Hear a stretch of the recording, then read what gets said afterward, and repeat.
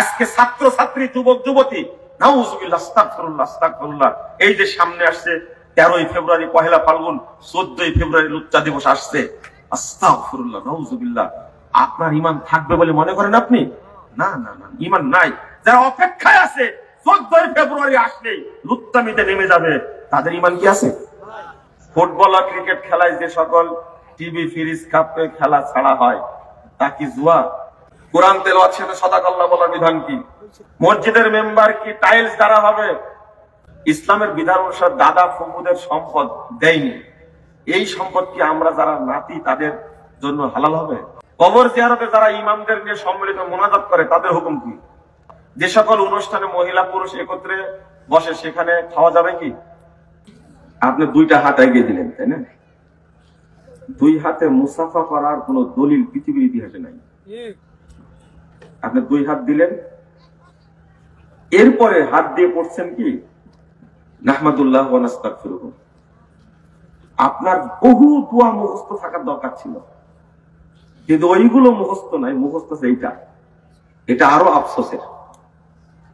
ইয়াগফিরুল্লাহু লানা ওয়া লাকুম, এটা মুসাফার দোয়া হিসাবে নিয়ে নিয়েছেন এটা। এরপরে বুকে হাত দিলেন। আর মোহব্বত যদি আরেকটু বেশি হয় তাহলে কি চুমু খেয়ে নেবেন। আমি আপনাকে বোঝাচ্ছি যে এই অতিরিক্ত গুলো এর সাথে এখন অ্যাড হয়েছে, মুসাফার মধ্যে অ্যাড হয়ে গেছে। এখন পাপ কমছে না বাড়ছে আপনি বলেন। 2641 নম্বর হাদিস তিরমিজির মধ্যে এসেছে, রাসূল সাল্লাল্লাহু আলাইহি সাল্লাম বলেছেন, সাতাফতারিকু উম্মতি আলা সালাসাতি ওয়া সাবিনা মিল্লাহ।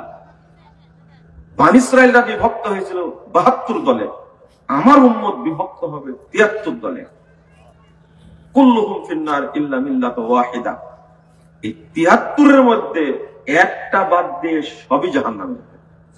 ফজরের সালাত আদায় করে আপনি জামাতে আদায় করে ওই জায়গায় বসে থেকে আপনি জিকির আজকার করতে করতে সূর্য উঠবে, যখন সূর্য ওঠার 15 মিনিট পরে 2 রাকাত পড়ে তারপরে উঠবেন, তাহলে আপনার জন্য পূর্ণ একটা হজ, পূর্ণ একটা উমরার নেকি হবে। একটা দোয়া পড়েন আপনারা, আল্লাহুম্মা গফিরলি ওয়ারহামনি ওয়া আলহিকনি বির রফিকিল আ'লা। বিশেষ করে এই দোয়াটা তারা পড়বেন যারা মৃত্যুর আশঙ্কা করছেন, হয়তো যে কোনো সময় চলে যেতে পারি। অনেকে তো মৃত্যুর ভয় করে না, মৃত্যুর ভয় নাই। আল্লাহ রাসূল এই দোয়া করতেন। এই যে লিকা আল্লাহর সাথে, সাক্ষাৎটা আল্লাহর সাথে, যখনই আপনার চোখ দুইটা বন্ধ হয়ে যাবে তখনই যেন আল্লাহর সাথে সাক্ষাৎ হয়, সেই দোয়াটা করতে থাকি। এই দোয়াটি না, আল্লাহ তুমি আমাকে ক্ষমা করে দাও, আমার উপরে রহম করো, আর আমার শ্রেষ্ঠ বন্ধু যিনি আল্লাহ তার সাথে সাক্ষাৎ করে দাও। আল্লাহর কাছে চাও, আল্লাহ তোমার সাথে আমার সাক্ষাৎ করে দাও দ্রুত। এটা হলো লেখা। আল্লাহর সাথে সাক্ষাতের জন্য এই দোয়া করতে হবে। মানুষ মরে যাওয়ার সাথে সাথে হয় জান্নাতে নয় জাহান্নামে চলে যায়। খন্দকের যুদ্ধে আল্লাহ রাসূল যখন কোড়াল মারছেন, পাথরের রাস্তা, বিশাল গর্ত করছেন, যখনই কুঠার উঠাইছেন তখন পেটটা বেরিয়ে গেছে। দেখছে যে রাসূল সাল্লাল্লাহু আলাইহি ওয়াসাল্লাম পেটে পাথর বাঁধা আছে, খাবার নেই। আপনার বাড়িতে কত খাবার, কত খাবার আপনার বাড়িতে, তাই না? এত খাবার, অথচ একজন মানুষ মেডিকেলে কাতরাচ্ছে, তাকে দিতে চান না। এই লোকটার পক্ষে আল্লাহ বাদী হবেন কিয়ামতের মাঠে। ও কিছু বলবে না, ও কিছু বলবে না, আল্লাহ বাদী হবেন তার পক্ষে। বলবে আনা মারিস্তু ইন্নী মারিস্তু, আমি তো অসুস্থ ছিলাম, আল্লাহ বলবেন, মানে ওর পক্ষে হয়ে বলছে তুমি আমাকে দেখতে যাওনি। আপনার বাড়িতে কত খাবার, কত টাকা আপনার ব্যাংকে, অথচ দিনের কাজে আপনি ব্যয় করেন না। যত টাকা আছে ব্যাংকে এগুলো সব হবে সাপ, মৃত্যুর শুরুতে কামড়ানো শুরু করবে, কিয়ামত পর্যন্ত কামড়াবে। এরপরে ফাইসালা হবে কিয়ামতের মাঠে, তারপরে আবার কামড়াবে। এক একজন ব্যক্তির ব্যাংকে হাজার হাজার কোটি টাকা আছে, আর যারা বেশি চুরি করেছে তারা 5ই আগস্টের পরে পালাইছে, চুরি করে পালাইছে। দেশ ধ্বংস করেছে, দল ধ্বংস করেছে, তারপরে মানুষকে ক্ষতি করেছে, দেশটা ভারতকে লেগে দিতে চাচ্ছিল, শেষ মুহূর্তে পারেনি, এত অন্যায় করে চলে গেছে। এত টাকা কি করবেন? বিশ্ব ইতিহাসের শ্রেষ্ঠ মানুষ মুহাম্মদুর রাসূলুল্লাহ সাল্লাল্লাহু আলাইহি ওয়াসাল্লাম, তিনি কুঠার মারছেন কষ্ট করে। যখনই কাপড় উঁচু হয়েছে দেখতে পেয়েছেন যে পাথর বাঁধা। আচ্ছা, পাথর বাঁধা তো অন্য সাহাবীরাও দেখেছেন, তাই না? জাবের রাদিয়াল্লাহু আনহু দেখে সোজা বাড়ি চলে গেছেন। যাওয়ার পর বলছে যে ওয়াইফকে বলছে, দেখেন ওয়াইফ কেমন হওয়া লাগে দেখেন তো। বলছে, শোনো, আমি দেখলাম রাসূল সাল্লাল্লাহু আলাইহি ওয়াসাল্লাম কিছু খাননি, পাথর বাঁধা আছে। আমি বকরিটা জবাই করছি, তুমি রুটি বানানো শুরু করো, আমি আল্লাহর রাসূলকে বলবো। তার স্ত্রী বলছেন যে তুমি গিয়ে কানে কানে বললো। জাবের রাদিয়াল্লাহু আনহু এসে বলছেন যে আস্তে করে কানে গিয়ে বলছেন যে আপনার দাওয়াত আমার বাড়িতে। তখন কুঠারটা রেখে বলছেন যে এই কাজ বন্ধ করো সবাই, জাবের তোমাদেরকে দাওয়াত দিয়েছে। লেন এবার কি ঘটনা না ঘটলো। এখন সবাই লাইন ধরে, কত সাহাবী? 300 থেকে 600 সাহাবী, আরো বেশি মনে হয়, সম্ভবত কোন জায়গায় 1200 সাহাবী। এত সাহাবী একসঙ্গে রওনা দিছে কার বাড়িতে? জাবের রাদিয়াল্লাহু আনহুর বাড়িতে দাওয়াত দিছে, দাওয়াত খেতে যাচ্ছে। এখন জাবের রাদিয়াল্লাহু আনহুর ওয়াইফ বলছে, তোমাকে বললাম কানে কানে বলতে, এত মানুষকে খাওয়াবে কি করে? রাসূল সাল্লাল্লাহু আলাইহি ওয়াসাল্লাম বুঝছেন তো এমনি দরিদ্র মানুষ, ঋণে ভর্তি, এতগুলো বাচ্চা কাচ্চা কেমনে খাওয়াবে? আল্লাহ রাসূল বললেন যে জাবের, তোমার ওয়াইফকে বলো রুটি বানাতে থাক আর পাতিল থেকে গোশত উঠাতে থাক, চুলার উপরে থাক, চলতে থাক খাওয়া। আল্লাহু আকবার। সমস্ত সাহাবী কে দেখছে অতটুকু আছে। আচ্ছা, আপনি কি ভাবতে পারেন জাবের রাদিয়াল্লাহু আনহু কেমন মানুষ? এত পছন্দ করতেন কেন? জিজ্ঞেস করছেন, জাবের বিয়ে করেছো? বলছে, হ্যাঁ বিয়ে তো করেছি। বলছে, বউটা কি কুমারী না বিধবা? আচ্ছা, এটাও কি জিজ্ঞেস করা যায়? দেখেন কত আন্তরিকতা। তখন বলছেন যে না, বিধবা মেয়েকে বিয়ে করেছি, বিধবা মেয়েকে বিয়ে করেছি। তখন বলছেন যে আহা, বিধবাকে বিয়ে করলে, তুমি যদি কুমারী মেয়েকে বিয়ে করতে, সেও তো নতুন, সে তো আর আগে বিয়ে করেনি, তাহলে সে তোমার সাথে আনন্দ করতো, তুমি তার সাথে আনন্দ করতেন।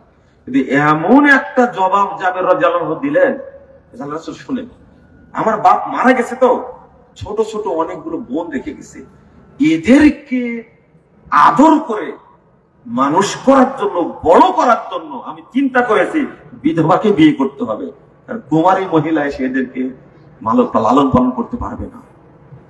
আপনি কি বুঝছেন জবাবটা কি দিলেন? যেমন প্রশ্ন উত্তর সেমন দিয়ে দিয়েছে কে? জাবের রাদিয়াল্লাহু আনহু। এত সুন্দর সম্পর্ক। যুদ্ধে যাচ্ছেন তো উটটা এত বুড়া হয়ে গেছে, জানেন কার? জাবের রাদিয়াল্লাহু আনহু। উটটা খুব বুড়া হয়েছে, পিছনে পড়ে গেছেন। রাসূল সাল্লাল্লাহু আলাইহি ওয়াসাল্লাম বলে, কি ব্যাপার জাবের, তুমি যে পিছনে? তখন বলছে যে রাসূল, উটটা খুব বুড়া হয়ে গেছে, চলতে পারে না। এই কথা বলা মাত্রই উটের গায়ে মারলেন এক খোঁচা। খোঁচা মারাতে উটটা খুব তেজি হয়ে গেছে, বুঝছেন? আল্লাহু আকবার। এত দ্রুত চলা শুরু করলো, একবারে কাফেলার মাথায় চলে গেছে। এবার আল্লাহ রাসূল বলছেন, যাবে উটটাকে বিক্রি করবো আমার কাছে, ওই জায়গাতে। বুঝলেন কথা? তুমি কি বিক্রি করবা? যা, বিক্রি করে দিব। আমার কাছে বিক্রি করো। হ্যাঁ, বিক্রি করে দিব, তবে শর্ত হলো মদিনায় যাওয়ার পরে। যুদ্ধ শেষ, তারপরে আচ্ছা ঠিক আছে। মদিনায় যখন গেলেন জাবের রাদিয়াল্লাহু আনহু, লম্বা হাদিস তো, এইভাবে তো বললে হয় না, প্রত্যেকটা হাদিস অনুবাদ করে বলা উচিত। কিন্তু এত সময় পাবো না, বুঝতে পারছি আপনাদের পেটে ক্ষুধাও আছে। তখন উট নিয়ে চলে এসেছে, মদিনায় যাওয়ার পরে উট নিয়ে চলে এসেছে। শোনেন কাহিনীর কত সুন্দর। আল্লাহ রাসূল উটের দাম দিয়ে দিলেন কাকে? জাবের রাদিয়াল্লাহু আনহু উটের দাম দিয়ে দিলেন। এখন উটের দাম পেয়ে এই বুড়া উট বিক্রি করে কি খুশি জাবের রাদিয়াল্লাহু আনহু, যাক বুড়াকে বিক্রি করতে পারছে, টাকা নিয়ে খুব আনন্দে যাচ্ছে।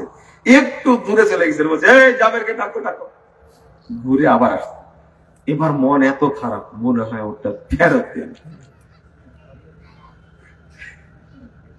খুব মন খারাপ, মনে হয় ফেরত দিবে, মনে হয় উঠ নিবে না। কি আর একটা মুসিবত হলো, মনে করছিলাম ওটা বিক্রি করা হলো। এবার রাসূল সাল্লাল্লাহু আলাইহি ওয়াসাল্লাম বলতে বেলাল কি বলে, যাবেন তুমি উটও নিয়ে যাও, টাকাও নিয়ে যাও। কি বুঝলেন আপনি? আমি কেন বলছি জানেন? জাবের রাদিয়াল্লাহু আনহুর সাথে যদি সম্পর্ক এমন থাকে, জাবের রাদিয়াল্লাহু আনহুর বাপ আব্দুল্লাহ কত ভালো মানুষ ছিল, যার সাথে সম্পর্ক কার হয়ে গেছে? আল্লাহর সম্পর্ক হয়ে গেছে। তাহলে আপনাকে বুঝাতে চাচ্ছিলাম, কেমন আমল করলে মরার সাথে সাথে আল্লাহর সাথে আপনার দেখা হবে, কেমন আমল করলে। আপনি কি বুঝলেন কথা? মনে হয় না বুঝেন। আল্লাহ যেন বোঝার তৌফিক দান করেন। আমিন। ঈমানটা এত ভদ্র, ঈমানটা এত লজ্জাশীল, ঈমান এত দামি, ঈমানের মর্যাদা এত বেশি, একটু ছোঁয়া লাগলে ঈমান পালায়া যায়। একটু একটু একটু এই জিনিসটা আমরা বুঝি না। তো পড়েন তো আগে আমার সাথে একটা দোয়া পড়েন। আল্লাহুম্মা ইন্নী আসআলুকা ঈমানান লা ইয়ারতাব ওয়া নাঈমান লা ইয়ানফাদ ওয়া মুরাফাকাতা মুহাম্মাদিন, বলেন ওয়া মুরাফাকাতা মুহাম্মাদিন, ওয়া মুরাফাকাতা মুহাম্মাদিন ফি আ'লা জান্নাতিল খুলদ। আগে অর্থটা বলেন। আল্লাহ তোমার কাছে এমন ঈমান চাচ্ছি আমি, যে ঈমান কোনোদিন নষ্ট হবে না। আমি তোমার কাছে এমন রহমত, অনুগ্রহ, এমন বরকত চাচ্ছি, এমন রুজি চাচ্ছি, যে রুজি কোনোদিন শেষ হবে না। আল্লাহ তোমার কাছে চাচ্ছি, তুমি আমাকে আল্লাহর রাসূলের সাথে উচ্চ চূড়া যেখানে জান্নাত, সেখানে থাকার ব্যবস্থা করে দিও। দোয়াটা খারাপ? বলেন আবার। আল্লাহুম্মা ইন্নী আসআলুকা ঈমানান লা ইয়ারতাব ওয়া নাঈমান লা ইয়ানফাদ ওয়া মুরাফাকাতা মুহাম্মাদিন ফি আ'লা জান্নাতিল খুলদ। আলহামদুলিল্লাহ। এই দোয়া পড়লে ঈমান নষ্ট হবে না। আল্লাহ নবী কি বলছেন? যে ব্যক্তি চুরি করে সে ব্যক্তি মুমিন না, তো মুনাফিক। যে ব্যক্তি মদ খোর, নাউযুবিল্লাহ, এইগুলো আপনি জানেনই না। যে ব্যক্তি নিশা জাতীয় দ্রব্য পান করে, ঈমান এত সম্মানের জিনিস ওর মধ্যে থাকবে? থাকবে? বিড়ি, সিগারেট, জর্দা, গুল, আলাপাতা, মদ, গাঁজা, সোয়ানি, ইয়াবা, ফেন্সিডিল, মাদকতা নামে যা আছে, নিশা জাতীয় দ্রব্য যারা পান করে, তাদের মধ্যে ঈমান নাই। ঈমান নাই। নাউযুবিল্লাহ, আস্তাগফিরুল্লাহ। রাসূল সাল্লাল্লাহু আলাইহি ওয়াসাল্লাম বলেন, আল খামরু উম্মুল ফাওয়াহিশ। যত অপকর্ম আছে তার মা হলো মাদকতা, নিশা। তার মা হলো নিশা। ওয়া আকবারুল কাবায়ের, যত বড় পাপ আছে তার মধ্যে অন্যতম। শুনেন, মান শারিবাহা, যে ব্যক্তি নিশা জাতীয় দ্রব্য পান করে, ওয়াকালা উম্মিহি ওয়া খালাতিহি ওয়া আম্মাতিহি, ওই ব্যক্তি মায়ের সাথেও জিনা করে, খালার সাথেও জিনা করে, ওই ব্যক্তি ফুফুর সাথেও জিনা করে। আচ্ছা, এত বড় পাপ করা অবস্থায় তার মধ্যে ঈমান থাকার সম্ভাবনা আছে? বেকুবের বয়স 75 বছর, 80 বছর, এখনো মদ খায়। আর বাংলাদেশে যারা অফিসার আছে তারা নাকি মদ না খেলে কথাই বলতে জানে না, বোতল লাগে খুব। আপনার বেড়ি লাগে, তার বোতল লাগে। আলহামদুলিল্লাহ, ওয়াসসালাতু ওয়াসসালামু আলা রাসূলিল্লাহ, আম্মা বাদ। আউযু বিল্লাহি মিনাশ শাইতানির রাজীম। আল্লাযীনা আমানু ওয়া লাম ইয়ালবিসু ঈমানাহুম বিযুলমিন উলাইকা লাহুমুল আমনু ওয়া হুম মুহতাদুন। وقال صلى الله عليه وسلم من عمل عملا ليس عليه أمرنا فهو رد. رواه مسلم. সম্মানিত ভাই ও বোনেরা, আল্লাহ রাব্বুল আলামিনের প্রশংসা এবং মুহাম্মদ সাল্লাল্লাহু আলাইহি ওয়াসাল্লামের উপরে দরুদ পাঠের পর আপনাদের কৃতজ্ঞতা প্রকাশ করছি। আল্লাহর কাছে দোয়া করছি রব্বুল আলামিন যেন আজকের এই মাহফিলকে কবুল করে নেন, আমিন। যারা আয়োজন করেছেন এবং আমরা যারা অংশগ্রহণ করেছি, রব্বুল আলামিন যেন আমাদের সকলকে ক্ষমা করে দেন। আল্লাহ যেন আমাদেরকে জান্নাতুল ফেরদাউসের মেহমান হিসাবে কবুল করে নেন, আমিন। আপনাদের এলাকার কৃতি সন্তান জনাব আনোয়ার সাহেব আমাকে দাওয়াত দিয়েছেন বেশ আগেই। আশা করি আপনারা আলোচনা মনোযোগ দিয়ে শুনবেন। যারা দোকানে আছেন, রাস্তায় আছেন, তারা প্যান্ডেলে এসে বসে আলোচনা শুনবেন। আলোচনা করার জন্য আপনারা আমাকে সহযোগিতা করবেন। আপনারা যদি অমনোযোগী হন তাহলে আলোচনা করলেও আপনারা বুঝবেন না। অমনোযোগী হওয়াটাও একটা ত্রুটি, বড় ধরনের ত্রুটি। এর আগে মনে হয় এলাকায় একবার এসেছিলাম, সালাতের উপরে বক্তব্য দিয়েছিলাম। এটাতে আপনারা আমার উপরে খুব মনক্ষুণ্ণ।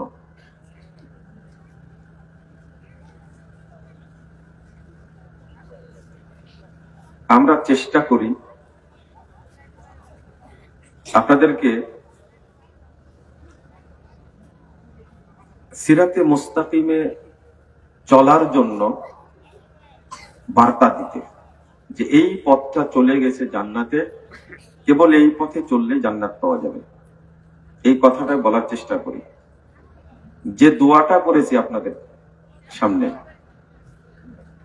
আপনারা খেয়াল করেছেন কিনা জানি না, আমি দোয়া করেছি আল্লাহ যেন আমাদের সকলকে জান্নাতুল ফেরদাউসের মেহমান হিসেবে কবুল করে নেন।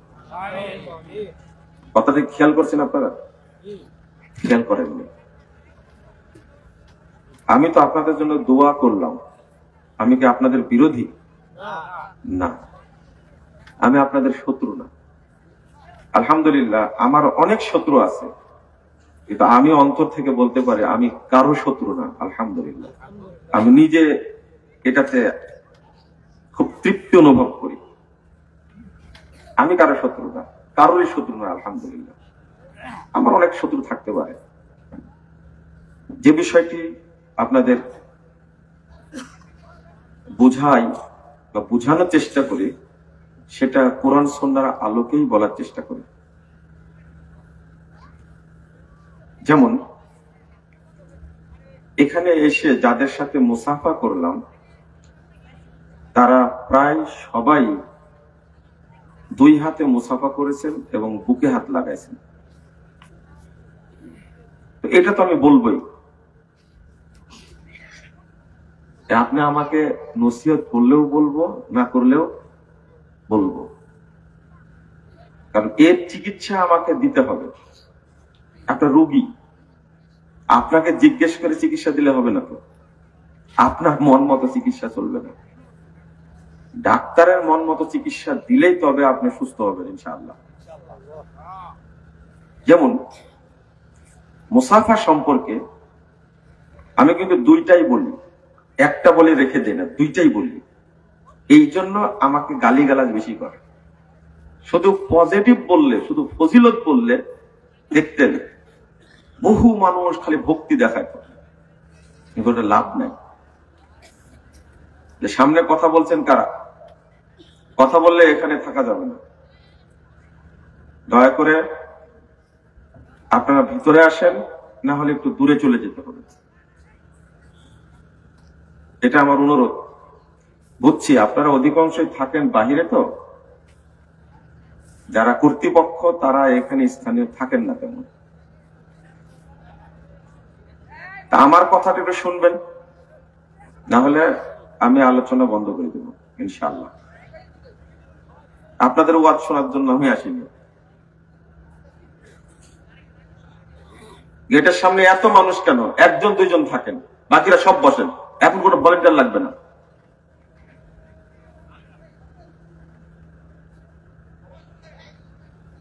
না, এত লোক লাগবে না, এখন বসেন সবাই, আলোচনা শুনেন। রাসূল সাল্লাল্লাহু আলাইহি ওয়াসাল্লাম বলছেন, মা মিন মুসলিমাইনি ইয়ালতাকিয়ানি ফায়াতাসাফাহান ইল্লা গুফিরা লাহুমা ক্বাবলা আন ইয়াফতারিকা। রাসূল সাল্লাল্লাহু আলাইহি ওয়াসাল্লাম বলছেন, দুইজন মুসলিম ব্যক্তি যখন পরস্পরের সাক্ষাৎ করে, মুসাফা করে, মুসাফা করে পৃথক হতে হতে উভয়কে ক্ষমা করে দেওয়া হয়। মুসাফা করতে সময় লাগে 1 সেকেন্ড থেকে 2 সেকেন্ড, এর মধ্যে মুসাফাটা হয়ে যায়। রাসূল সাল্লাল্লাহু আলাইহি ওয়াসাল্লাম বলছেন, মুসাফা করা মাত্রই উভয়ের পাপ ক্ষমা হয়ে যায়। এত অল্প টাইমে আর কোন ইবাদত আছে বলে আমার জানা নেই। এত অল্প টাইমে অল্প সময়ে পাপ ক্ষমা করে নেওয়া।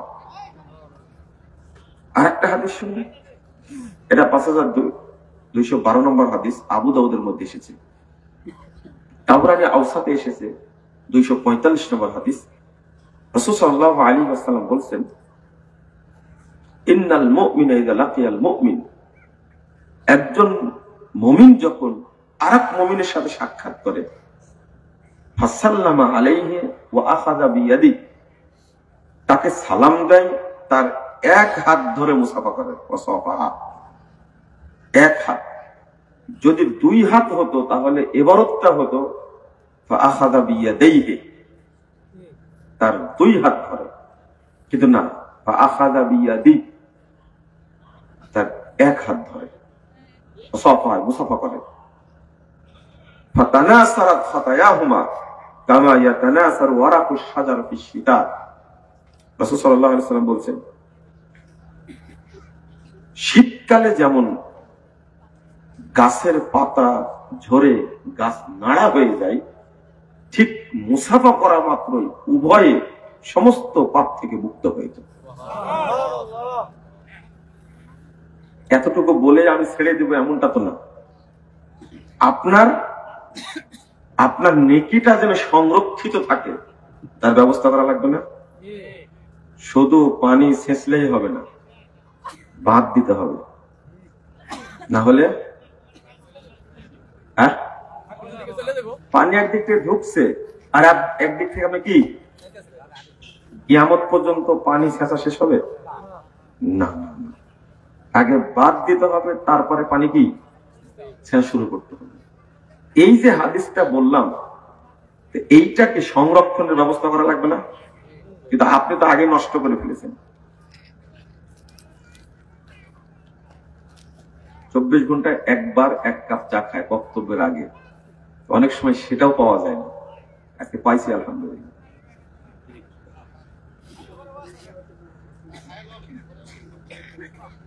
না, আমি চা খাবার জিকির করবো এই স্বভাব নাই, কিন্তু ওই চিন্তা করেন। কেউ আসছেন আমাকে দেখতে, আর কেউ আসছেন দেখে কি বলে। অল্প কিছু মানুষ আসছেন কিছু জানতে, আমি মনে ভুল বলিনি, আবার ঠিকও বলতেছি না। এখন আপনি বলবেন, এখনো বাদাম খাচ্ছেন কেন? এখনো বাদাম খাচ্ছেন কেন বলেন, এটা আমাকে বোঝান। এখন যদি বলেন আপনি চা খাইলেন কেন, তাই না? শোনেন, এখন বন্ধ রাখবেন দয়া করে, খাবেন পরে। আর খাবার দিবে আপনাদেরকে আগেই বলে দিছে আমাকে, বিশাল আয়োজন। খাবারের কথা মাথায় থাকলে আমার বক্তব্য আপনি সর্বোচ্চ বুঝবেন 5%, 95% আপনার মাথায় ঢুকবে না। এটা মুকাররম আমাকে ইঙ্গিত দিয়েই গেছে। তো আপনারা শোনেন, রাগ করবেন না। আপনি যখনই সালামটা দিলেন, সামনে আনেন আসসালামু আলাইকুম। পৃথিবীর যে কোনো মানুষকে জিজ্ঞেস করবে, যদি আলেম হয়, যে এইরকম করলো কেন, এটা কাদের সংস্কৃতি বলেন তো দেখি? কাদের? মুসলিমদের নাই বিধর্মীদের? যারা বেদিন তাদের সংস্কৃতি। আপনি এরকম করলেন কেন? 2, এরপরে আপনি 2টা হাত এগিয়ে দিলেন, তাই না? 2 হাতে মুসাফা করার কোন দলিল পৃথিবীর ইতিহাসে নাই। আপনি 2 হাত দিলেন, এরপরে হাত দিয়ে পড়ছেন কি নাহমাদুল্লাহ ওয়া নাস্তাগফিরুহু। আপনার বহু দোয়া মুখস্থ থাকার দরকার ছিল, কিন্তু ওইগুলো মুখস্থ নাই, মুখস্থ এইটা। এটা আরো আফসোসের। ইয়াগফিরুল্লাহু লানা ওয়া লাকুম, এইটা মুসাফার দোয়া হিসাবে নিয়ে নিয়েছেন এটা। এরপরে বুকে হাত দিবেন। আর মোহব্বত যদি আরেকটু বেশি হয় তাহলে কি চুমু খেয়ে নেবেন। আমি আপনাকে বোঝাচ্ছি যে এই অতিরিক্ত গুলো এর সাথে এখন অ্যাড হয়েছে, মুসাফার মধ্যে অ্যাড হয়ে গেছে। এখন পাপ কমছে না বাড়ছে? আপনি বলেন। পাপ কমছে না বাড়ছে? বাড়ছে। এত সুন্দর ফজিলত আপনি নষ্ট করেছেন। একজন হলেও তো ফজিলতটা মেনে নিতে চাইবে, মানতে চাইবে। আমি তাকে বুঝাতে চাই, কারণ এটা আমার মাথায় আছে যে হাদিস দ্বারা প্রমাণিত 2641 নম্বর হাদিস তিরমিজির মধ্যে এসেছে। রাসূল সাল্লাল্লাহু আলাইহি সাল্লাম বলেছেন, সাতাফতারিকু উম্মতি আলা সালাসাতি ওয়া সাবিনা মিল্লাহ। বনী ইসরাঈলরা বিভক্ত হয়েছিল 72 দলে, আমার উম্মত বিভক্ত হবে 73 দলে। কুল্লুহুম ফিন্নার ইল্লা মিল্লাতু ওয়াহিদা। এই 73 এর মধ্যে একটা বাদ দিয়ে সবই জাহান্নামে। এই হাদিস আপনি খণ্ডাতে পারবেন না। মনে করেন 73 কোটি, তার মধ্যে জান্নাতে যাবে কত কোটি? আর 72 কোটি কোথায় যাবে? এটা যে হাদিস, আপনি কি অস্বীকার করতে পারবেন? আপনার যারা ভাইরাস বক্তা তারা অস্বীকার করতে পারবে না, পারবেন না। এটা চূড়ান্ত। এটা তোমার মাথায় আছে। ওই এক শ্রেণীর মধ্যে কিভাবে অন্তর্ভুক্ত হওয়া যায় যারা জান্নাতে যাবে, সেই চেষ্টাটাই আমরা করি। এখন যদি বলি আপনাদেরকে এই 72 দলের এরা কারা, তখনই তো মুশকিল। আপনি যেখানে ফজিলত পাবেন সেই কাজটা যথাযথভাবে করতে হবে, তবেই পাবেন আপনি। অতিরিক্ত কিছুই করা যাবে না। যেমন এখানে এসেছেন, এই মাজলিসটার ফজিলত, দাম, মর্যাদা আল্লাহর কাছে এত বেশি যেটা আপনি কোনোদিন কল্পনাও করেন, ভাবেন।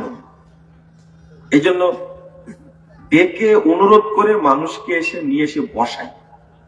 আমি বলি যে বসেন, একটু অল্প টাইম বসেন, একটু শুনেন। রাসূলুল্লাহ সাল্লাল্লাহু আলাইহি ওয়াসাল্লাম বলছেন, মা জালাসা কওমুন ইয়াযকুরুনাল্লাহ। 1556 নম্বর হাদিস তাবরানী আওসাতের মধ্যে এসেছে। কিছু মানুষ যখন এক জায়গায় বসে আল্লাহকে স্মরণ করে, আল্লাহকে জানতে চায়, দ্বীন শিখতে চায়, ইল্লা নাদাহুম মুনাদিম মিনাস সামা।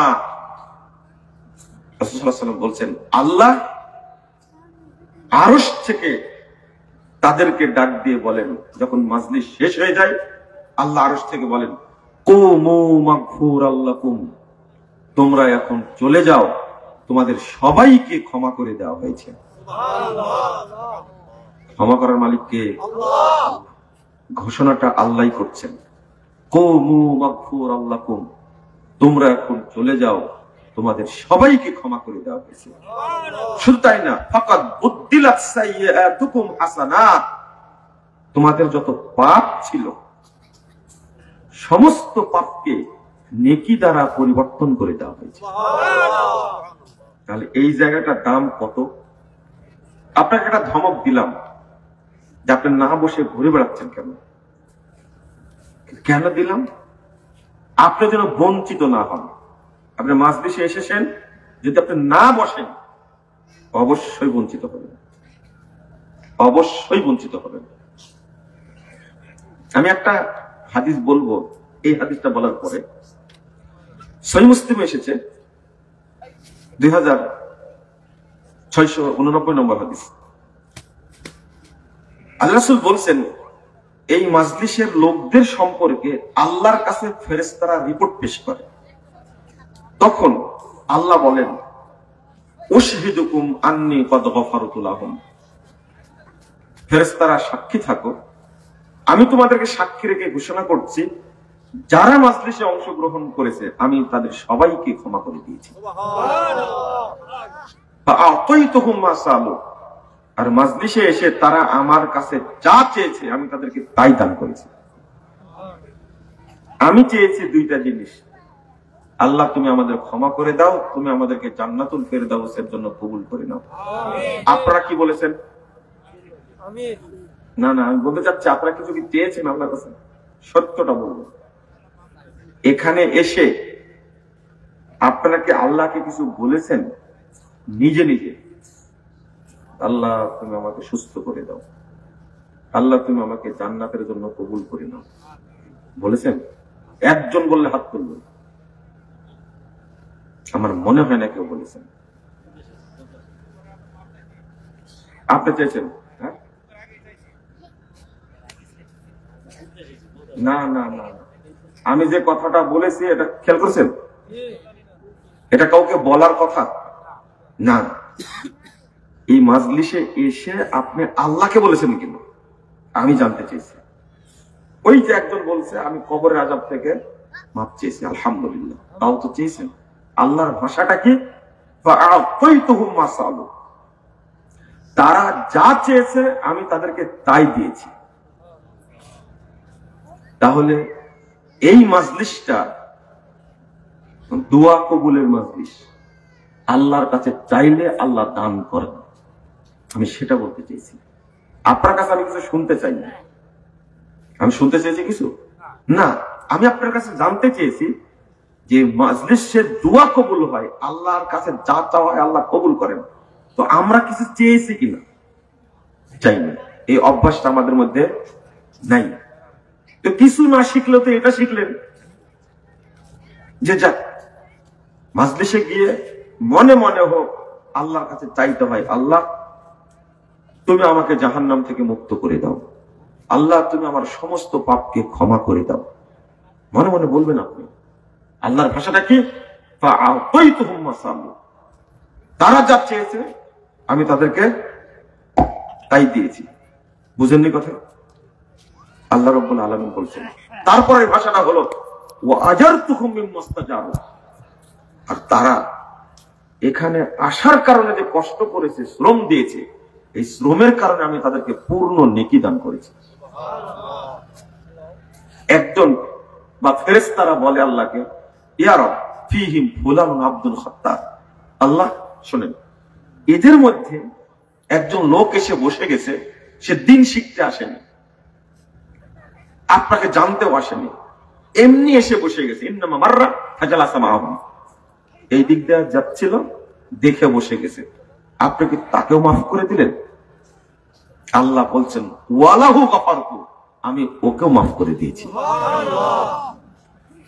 তাহলে জায়গাটা খারাপ না, খুব মর্যাদাপূর্ণ জায়গা, কিন্তু আমি আপনি বুঝি না।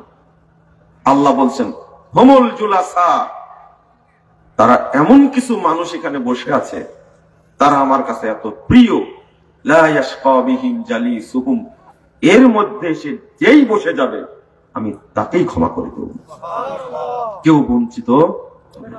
আল্লাহ বলছেন এটা। তা আপনাকে একটা ধমক দিয়ে এখানে বসালাম, তাতে কি অপরাধ করলাম? না। আপনি ঘুরে বেড়াচ্ছেন, এসেছেন আলোচনা শুনতে, দোকানে থাকবেন কেন, রাস্তায় থাকবেন কেন, এখানে বসবেন। যেখানে ফজিলত আছে সেখানে গুরুত্ব আছে, গুরুত্ব সহ আপনাকে আমল করতে হবে। রাসূল সাল্লাল্লাহু আলাইহি ওয়াসাল্লাম বলছেন, যে ব্যক্তি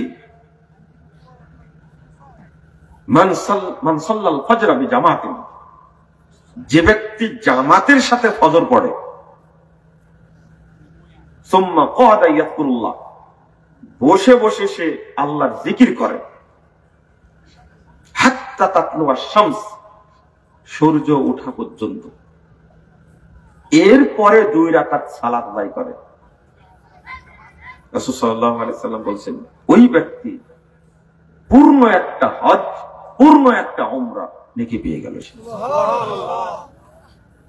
কিন্তু ফজর সালাতের পরে বসে থেকে ওই জায়গা থেকে নড়া যাবে না। আপনি বাথরুমে যাবেন, তাহলে ফজিলতটা পাওয়া যাবে না, বুঝেন। তাহলে মসজিদের মধ্যেই বসে আছেন, আপনি কোরআনটা নেওয়ার জন্য একটু সাইডে যাবেন, যে কোরআনটা নিয়ে আসি, নিয়ে এসে বসে, আর ফজিলতটা পাবেন না। আপনার শর্ত ওখানে বসে থাকতে হবে, কাউকে দিয়ে বলতে হবে যে কোরআনটা আমাকে দিয়ে যাবে, যদি ফজিলত পেতে চান।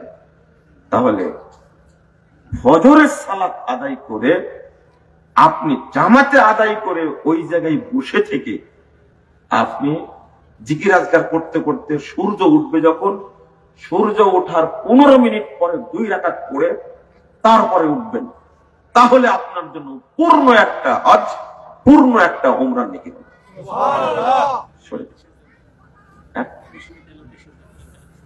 ওখানে তো বসে আছে, এটা প্রশ্ন দরকার ছিল। এটা না না না, এটা প্রশ্নটা ঠিক হলো না। বলছে কোরআন তেলাওয়াত করতে সেজদা দেয়, সেজদা দেওয়ার জন্য 2 হাত দূরে চলে যাবে না 5 হাত দূরে যাবে না, ওখানেই থাকবে। এটা তো প্রশ্নের দরকার হয় না। আপনাদের কি বলছিলাম মনে আছে? কি বলছিলাম? আমি একটা জিনিস বুঝাচ্ছি, এত বড় ফজিলত অর্জন করবেন, কিন্তু ওইভাবে করতে হবে যেভাবে রাসূল সাল্লাল্লাহু আলাইহি ওয়াসাল্লাম বলেছেন। এর ব্যত্যয় ঘটলে আর নেকিটা পাওয়া যাবে না। আমি এটা বুঝাতে চেয়েছি। আল্লাহ যেন আমাদের বোঝার তৌফিক দান করেন, আমিন। আল্লাহ রাব্বুল আলামিন বলছেন, ফামান কানা ইয়ারজু লিকা রাব্বিহি ফালইআমাল আমালান সালিহা ওয়া লা ইউশরিক বিইবাদাতি রাব্বিহি আহাদা। যে ব্যক্তি চায় আল্লাহর সঙ্গে সাক্ষাৎ করবে, মুলাকাত করবে, ফালইআমাল আমালান সালিহা, সে যেন আমলে সালেহ করে, ওয়া লা ইউশরিক বিইবাদাতি রাব্বিহি আহাদা। দেখেন দুইটা পাশাপাশি। আর ওই ইবাদত করতে গিয়ে যেন আল্লাহর সাথে অন্য কাউকে শরীক না করে। তাহলে একটা হলো পজিটিভ আর একটা হলো কি নেগেটিভ। এটা না হলে হবে না। এই যে বিদ্যুৎ যে আলো দিচ্ছে, এখানে 2টা তার আছে, তাই না? না এক তারে দিচ্ছে না 2টা? দেখেন তো, চিন্তা করেন তো, মনে হয় এক তারই আছে, না 2 তারই আছে এখানে। তো আমলে সলে যে ব্যক্তি করবে এবং একমাত্র আল্লাহর জন্যই করবে, এখানে অন্য কাউকে অ্যাড করবে না। আল্লাহ রাব্বুল আলামিন বলছেন যে তার সাথে আল্লাহর সাক্ষাৎ হবে। সাক্ষাৎটা কেমন? সাক্ষাৎটা কেমন? সুবহানাল্লাহি ওয়া বিহামদিহি। 181 নম্বর আয়াত সহিহ মুসলিমের মধ্যে এসেছে। আল্লাহ রাসূল বলছেন, ইদা দাখালা আহলুল জান্নাহ আল জান্নাহ, যখন জান্নাতীরা জান্নাতে প্রবেশ করবে, যখন জান্নাতীরা জান্নাতে প্রবেশ করবে, তখন আল্লাহ বলবেন, তুরিদুনা শাইয়ান আযীদুকুম, তোমরা কি আরো চাচ্ছ? চাইলে আমি আল্লাহ আরো বাড়িয়ে দিব। জান্নাতে ঢোকার পরে এত কিছু পেয়েছে। আমি বোঝাচ্ছি, লিকা রাব্বি, আল্লাহর সাথে সাক্ষাৎটা যেন হয়, এই দোয়াটা করবেন। তখন জান্নাতীরা বলবে, আলাম তুবাইয়িজ বুজুহানা, আল্লাহ আপনি কি আমাদেরকে কিয়ামতের মাঠে সম্মানিত করেননি? কিয়ামতের মাঠে যখন উঠবে জান্নাতীরা, তখন তাদের চেহারা থাকবে উজ্জ্বল, জান্নাতীদের মতো চেহারা হয়ে যাবে তাদের। তাই বলছেন, আলাম তুবাইয়িজ বুজুহানা, আল্লাহ আপনি কি আমাদেরকে সম্মানিত করেননি? যারা জান্নাতে যাবে কিয়ামতের মাঠে হাসরের ময়দানে উপস্থিত হওয়ার সময় আল্লাহ তাদেরকে খুব সম্মান দান করবেন, খুব সম্মান দান করবেন। তাই বলছেন, আলাম তুবাইয়িজ বুজুহানা, আল্লাহ আপনি কি আমাদেরকে সম্মান দান করেননি? ওয়াতুদখিলনাল জান্নাহ, আপনি কি আমাদেরকে জান্নাত দেননি? ওয়াতুনাজ্জিনা মিনান নার, আল্লাহ আপনি কি আমাদেরকে জাহান্নাম থেকে মুক্ত করেননি? আমরা তো আর কিছু চাই না। জান্নাতে ঢোকার পরে জান্নাতীরা এতই খুশি হবে আর কিছু চাইবে না। যখন জান্নাতীরা এই কথা বলবেন, ফায়াকশিফুল হিজাব, আল্লাহ রাব্বুল আলামিন এবং জান্নাতীদের মাঝে যে পর্দা, আল্লাহ পর্দাটা খুলে দিবেন।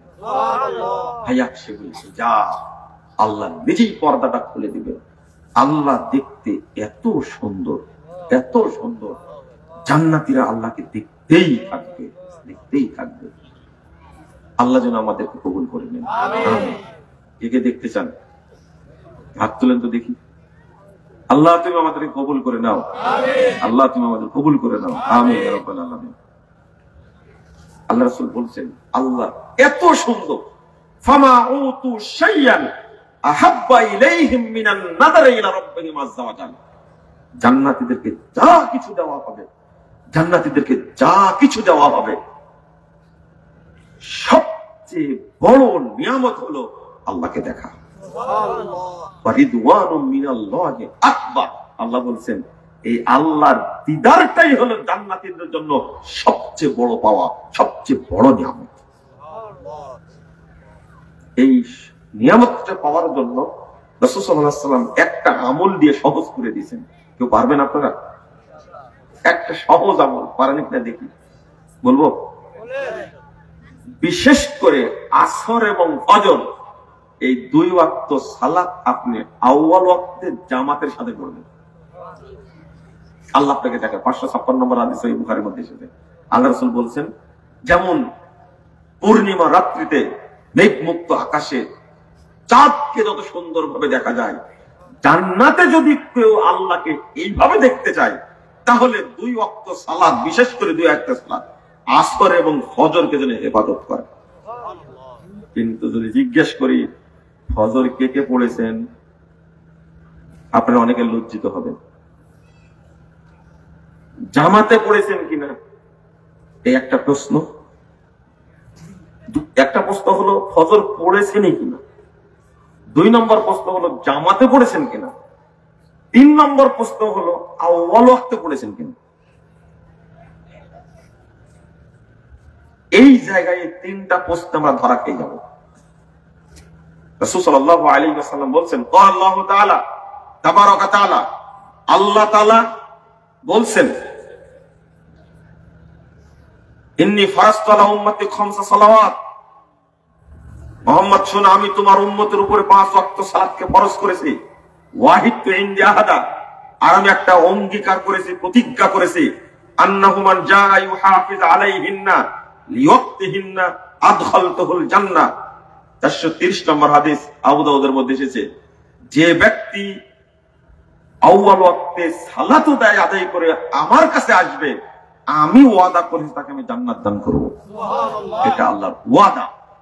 আল্লাহকে দেখতে হলে এই যে লিকা এত গুরুত্বপূর্ণ, এত গুরুত্বপূর্ণ সাক্ষাৎটা। একটা দোয়া পড়েন আপনারা, আল্লাহুম্মা গফিরলি ওয়ারহামনি ওয়া আলহিকনি বিররফিকিল আ'লা। বিশেষ করে এই দোয়াটা তারা পড়বেন যারা মৃত্যুর আশঙ্কা করছেন, হয়তো যে কোনো সময় চলে যেতে পারে। অনেকে তো মৃত্যুর ভয় করে না, মৃত্যুর ভয় নাই। আল্লাহ রাসূল এই দোয়া করতেন। এই যে লিকা আল্লাহর সাথে, সাক্ষাৎটা আল্লাহর সাথে, যখনই আপনার চোখ 2টা বন্ধ হয়ে যাবে তখনই যেন আল্লাহর সাথে সাক্ষাৎ হয়, সেই দোয়াটা করতে থাকবে। এই দোয়াটাই না, আল্লাহ তুমি আমাকে ক্ষমা করে দাও, আমার উপরে রহম করো, আর আমার শ্রেষ্ঠ বন্ধু যিনি আল্লাহ, তার সাথে সাক্ষাৎ করে দাও। আল্লাহর কাছে চাও, আল্লাহ তোমার সাথে আমার সাক্ষাৎ করে দাও দ্রুত। এটা হলো লেখা। আল্লাহর সাথে সাক্ষাতের জন্য এই দোয়া করতে হবে। মানুষ মরে যাওয়ার সাথে সাথে হয় জান্নাতে নয় জাহান্নামে চলে যায়, হয় জান্নাতে নয় কি জাহান্নামে চলে যায়, মরে যাওয়ার সাথে সাথে, আর দেরি হয় না।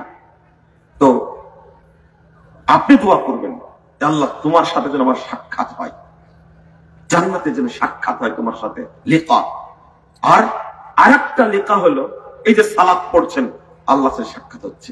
আপনি সিয়াম পালন করছেন, আল্লাহর সাথে সাক্ষাৎ হচ্ছে, তার জন্যই তো করছেন। লেখা হলো দুই প্রকার, দুনিয়াতে থাকতে সাক্ষাৎ একটা, আর মরার সাথে সাথে সাক্ষাৎ একটা। সাক্ষাৎটা কেমন মজাদার, 190 নম্বর হাদিস এসেছে ইবনু মাজার মধ্যে। রাসূলুল্লাহ সাল্লাল্লাহু আলাইহি ওয়াসাল্লাম একদিন জাবের রাদিয়াল্লাহু আনহুকে বলছেন, জাবের রাদিয়াল্লাহু আনহু তিনি আল্লাহ রাসূলের সাথে তার এত সম্পর্ক ছিল, এত সম্পর্ক ছিল, তাকে এত ভালোবাসতেন।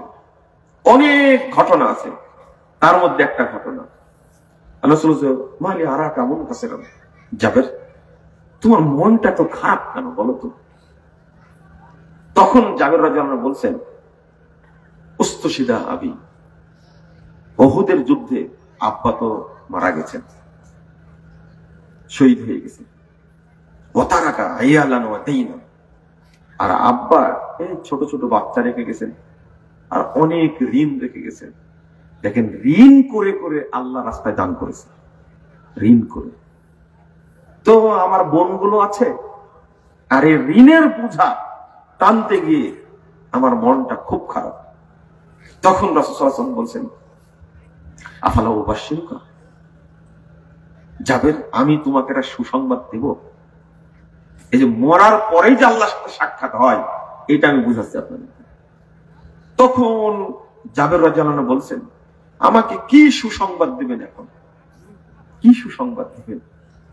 ওনারও পেটে ভাত নাই তো, তাই না? ওনার অবস্থায় খারাপ, আমাকে কি সুসংবাদ দেবে? তখন আল্লাহ রাসূল সাল্লাল্লাহু আলাইহি ওয়াসাল্লাম বলছেন, শোনো জাবের, লাকি আল্লাহু আবাকা, আল্লাহ তোমার বাপের সাথে সাক্ষাৎ করেছে।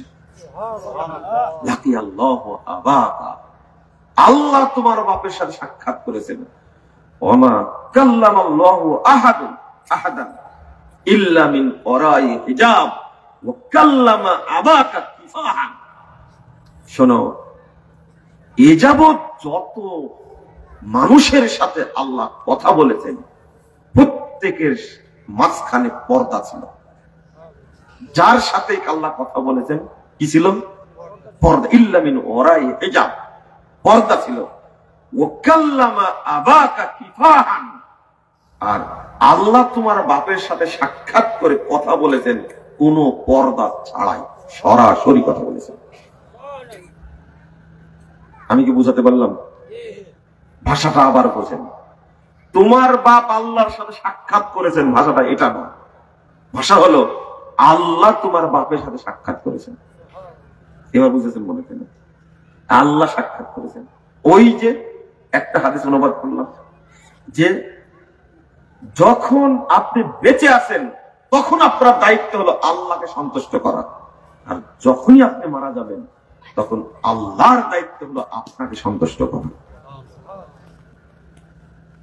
আপনি যত বড় উচ্চ পদস্থ কর্মকর্তা হন, আজকে আপনাদের এই মাহফিলের সভাপতি আনোয়ার ভাই আগে থেকে পরিচিত, তিনি সম্মানী মানুষ, তাকে মানুষ সম্মান করে। যখন আমরা এসেছি তখন আমাদের আপ্যায়ন করার নিজ হাতে।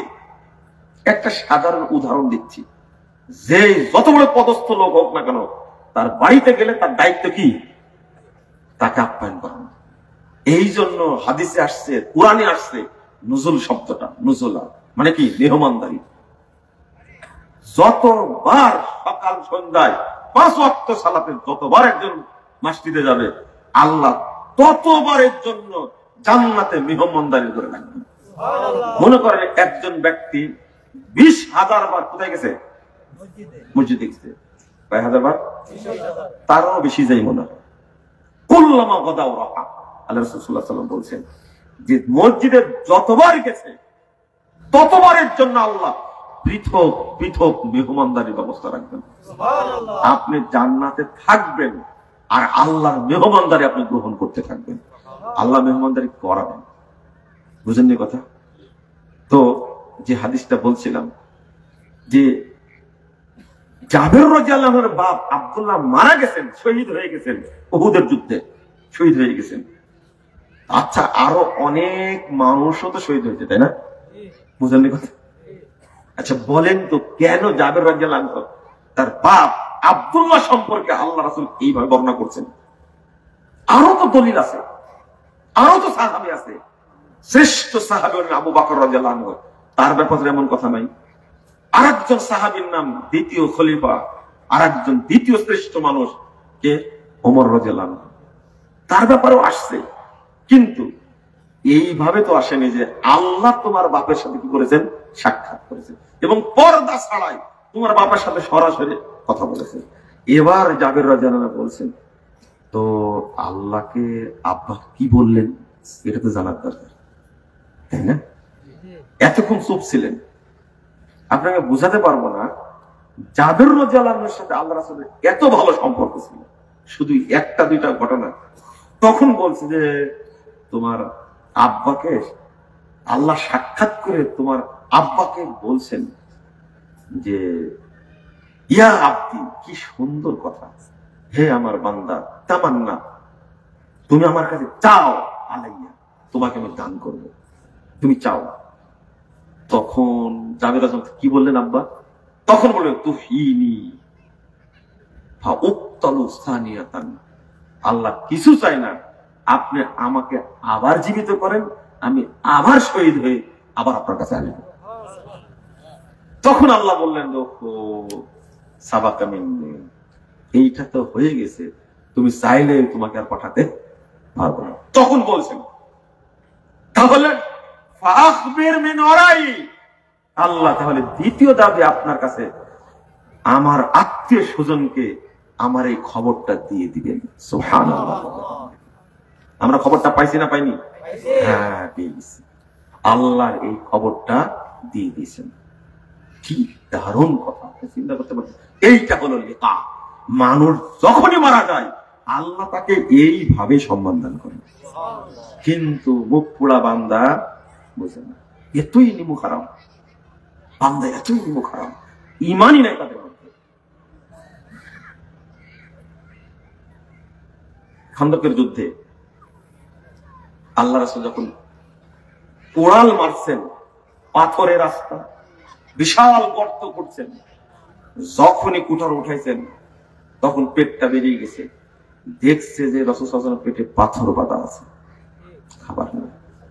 আপনার বাড়িতে কত খাবার, কত খাবার আপনার বাড়িতে, তাই না? হ্যাঁ, এত খাবার, অথচ একজন মানুষ মেডিকেলে কাতরাচ্ছে, তাকে দিতে চান না। এই লোকটার পক্ষে আল্লাহ বাদী হবেন কিয়ামতের মাঠে। ও কিছু বলবে না, ও কিছু বলবে না, আল্লাহ বাদী হবেন তার পক্ষে, বলবে আনা মারিস্তু ইন্নী মারিস্তু, আমি তো অসুস্থ ছিলাম, আল্লাহ বলবেন, মানে ওর পক্ষে হয়ে বলছে তুমি আমাকে দেখতে যাওনি। আপনার বাড়িতে কত খাবার, কত টাকা আপনার ব্যাংকে, অথচ দিনের কাজে আপনি ব্যয় করেন না। যত টাকা আছে ব্যাংকে এইগুলো সব হবে সাপ, মৃত্যুর শুরুতে কামড়ানো শুরু করবে, কিয়ামত পর্যন্ত কামড়াবে, এরপরে ফাইসালা হবে কিয়ামতের মাঠে, তারপরে আবার কামড়াবে। এক একজন ব্যক্তির ব্যাংকে হাজার হাজার কোটি টাকা আছে, আর যারা বেশি চুরি করেছে তারা 5 আগস্টের পরে পালাইছে, পালাইছে পালাইছে, চুরি করে পালাইছে, দেশ ধ্বংস করেছে, দল ধ্বংস করেছে, তারপরে মানুষকে ক্ষতি করেছে। দেশটা ভারতকে লেগে দিতে চাচ্ছিল, শেষ মুহূর্তে পারেনি, এত অন্যায় করে চলে গেছে। এত টাকা কি করবেন? বিশ্ব ইতিহাসের শ্রেষ্ঠ মানুষ মুহাম্মদুর রাসূলুল্লাহ সাল্লাল্লাহু আলাইহি ওয়াসাল্লাম, তিনি কুঠার মারছেন কষ্ট করে, যখনই কাপড় উঁচু হয়েছে দেখতে পেয়েছেন যে পাথর বাঁধা। আচ্ছা, পাথর বাঁধা তো অন্য সাহাবীরাও দেখেছেন, তাই না? জাবের রাদিয়াল্লাহু আনহু দেখে সোজা বাড়ি চলে গেছেন। যাওয়ার পর বলছে যে ওয়াইফকে বলছে, দেখেন ওয়াইফ কেমন হওয়া লাগে দেখেন তো। বলছে শোনো, আমি দেখলাম রাসূল সাল্লাল্লাহু আলাইহি ওয়াসাল্লাম কিছু খাননি, পাথর বাঁধা আছে, আগে বকরিটা জবাই করছি, তুমি রুটি বানানো শুরু করো, আমি আল্লাহ রাসূলকে বলবো। তার স্ত্রী বলছেন যে তুমি কি কানে কানে বললো। জাবের রাদিয়াল্লাহু আনহু এসে বলছেন যে আস্তে করে কানে গিয়ে বলছেন যে আপনার দাওয়াত আমার বাড়িতে। তখন কুঠারটা রেখে বলছেন যে এই কাজ বন্ধ করো সবাই, জাবের তোমাদেরকে দাওয়াত দিয়েছে। লেন এবার কি ঘটনা না ঘটলো। এখন সবাই লাইন ধরে, কত সাহাবী? 300 থেকে 600 সাহাবী, আরো বেশি মনে হয়, সম্ভবত কোন জায়গায় আছে 1200 সাহাবী। এত সাহাবী একসঙ্গে রওনা দিছে। কার বাড়িতে? জাবের রাদিয়াল্লাহু আনহুর বাড়িতে দাওয়াত দিছে, দাওয়াত খেতে যাচ্ছে। এখন জাবের রাদিয়াল্লাহু আনহুর ওয়াইফ বলছে, তোমাকে বললাম কানে কানে বলতে, এত মানুষকে খাওয়াবে কি করে? রাসূল সাল্লাল্লাহু আলাইহি ওয়াসাল্লাম বুঝছেন তো এমনি দরিদ্র মানুষ, ঋণে ভর্তি, এতগুলো বাচ্চা কাচ্চা কেমনে খাওয়াবে? আল্লাহ রাসূল বললেন যে জাবের, তোমার ওয়াইফকে বলো রুটি বানাতে থাক আর পাতিল থেকে গোশত উঠাতে থাক, চুলার উপরে থাক, চলতে থাক খাওয়া। আল্লাহু আকবার। সমস্ত সাহাবী কে দেখছে অতটুকু আছে। আচ্ছা, আপনি কি ভাবতে পারেন জাবের রাদিয়াল্লাহু আনহু কেমন মানুষ? এত পছন্দ করতেন কেন? এরা জান্নাতে যাবে না, তা আপনার মতো বিড়ি করে জান্নাতে যাবে?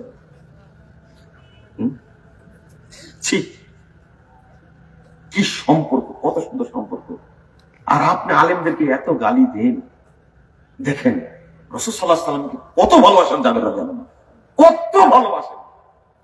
জিজ্ঞেস করছেন, জাবের বিয়ে করেছো? কেউ বলছে হ্যাঁ বিয়ে তো করেছি। বলছে বউটা কি কুমারী না বিধবা? আচ্ছা, এটাও কি জিজ্ঞেস করা যায়? দেখেন কত আন্তরিকতা। তখন বলছেন যে না, বিধবা মেয়েকে বিয়ে করেছি, বিধবা মেয়েকে বিয়ে করেছি। তখন বলছেন যে আহা, বিধবাকে বিয়ে করলে, তুমি যদি কুমারী মেয়েকে বিয়ে করতে, সেও তো নতুন, সে তো আর আগে বিয়ে করেনি, তাহলে সে তোমার সাথে আনন্দ করতো, তুমি তার সাথে আনন্দ করতে। যদি এমন একটা জবাব জাবের রাদিয়াল্লাহু আনহু দিলেন, রাসূল শুনেন, আমার বাপ মারা গেছে তো ছোট ছোট অনেকগুলো বোন রেখে গেছে, এদেরকে আদর করে মানুষ করার জন্য, বড় করার জন্য আমি চিন্তা করেছি বিধবাকে বিয়ে করতে হবে, আর কুমারী মহিলা এসে এদেরকে লালন পালন করতে পারবে না। আপনি কি বুঝছেন জবাবটা কি দিলেন? যেমন প্রশ্ন উত্তর সেমন দিয়ে দিয়েছে কে? জাবের রাদিয়াল্লাহু আনহু। এত সুন্দর সম্পর্ক। যুদ্ধে যাচ্ছেন তো উটটা এত বুড়া হয়ে গেছে, জানেন কার? জাবের রাদিয়াল্লাহু আনহু। উটটা খুব বুড়া হয়েছে, পিছনে পড়ে গেছে। রাসূল সাল্লাল্লাহু আলাইহি ওয়াসাল্লাম বলে, কি ব্যাপার জাবের, তুমি যে পিছনে? তখন বলছে রাসূল, উটটা খুব বুড়া হয়ে গেছে, চলতে পারে না।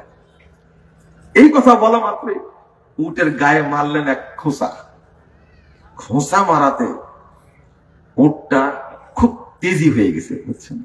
আল্লাহু আকবার। এত দ্রুত চলা শুরু করলো, একবারে কাফেলার মাথায় চলে গেছে। এবার আল্লাহ রাসূল বলছেন, যাবে উটটাকে বিক্রি করবো আমার কাছে, ওই জায়গাতে।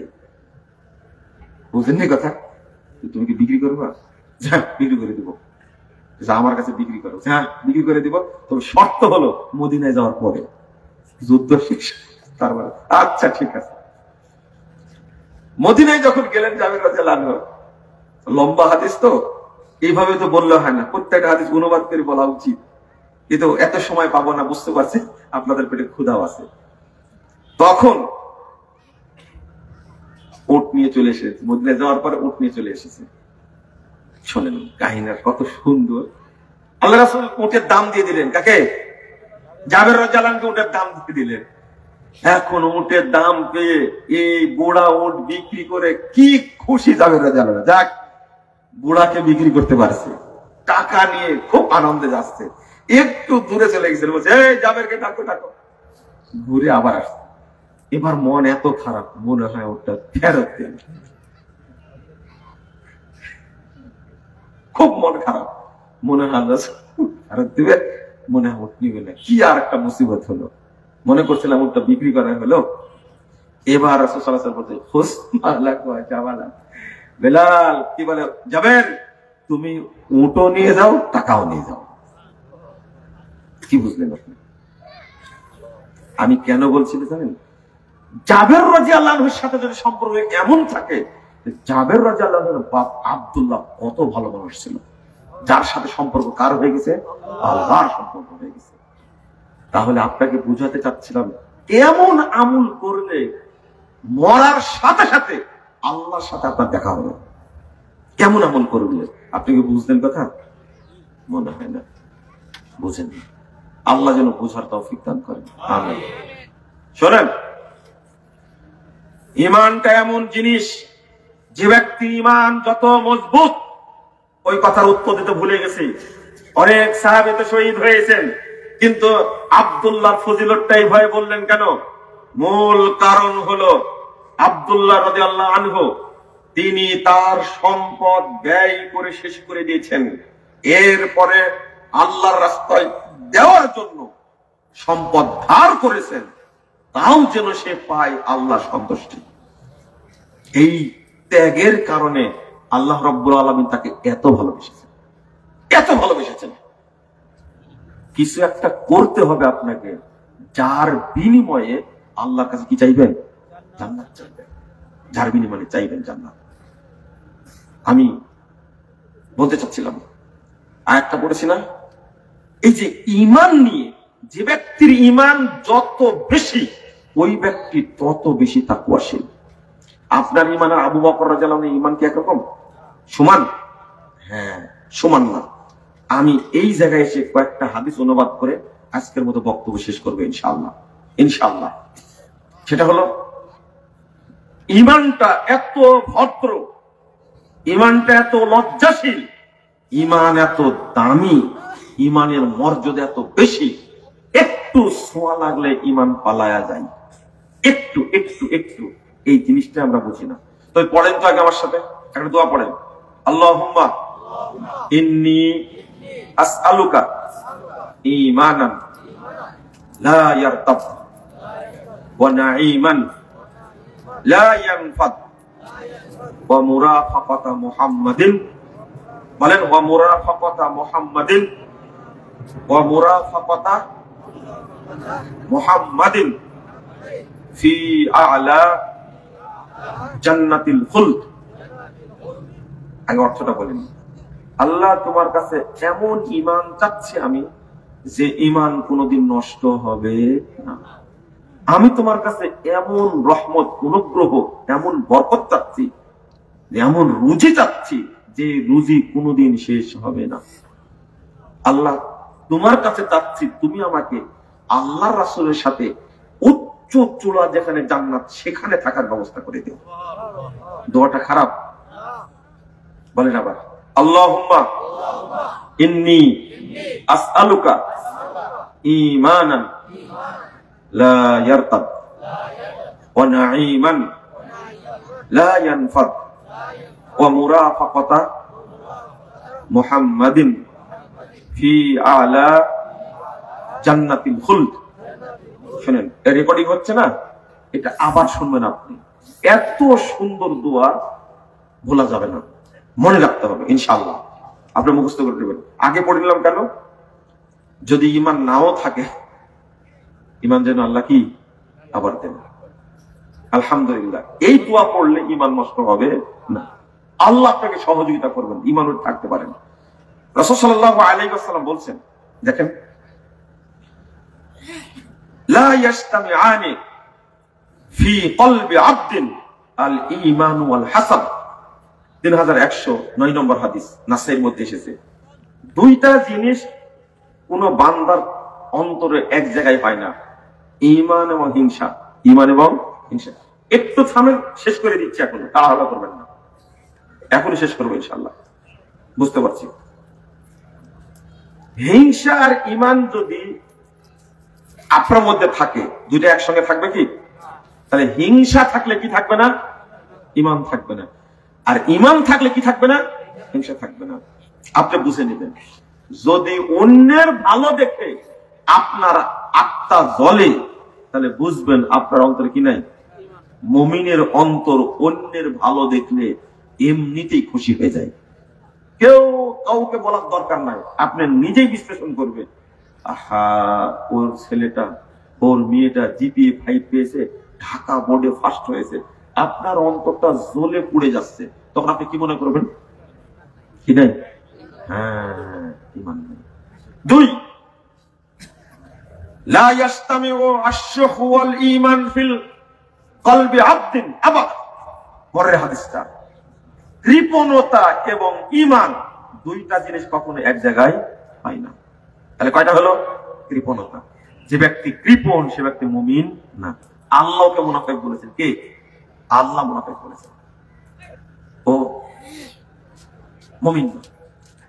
3, আল্লাহ রাসূল বলছেন আল হায়া ওয়াল ঈমানু কুরিনা জামিয়া, ঈমান এবং লজ্জা দুইটা একসঙ্গে থাকে।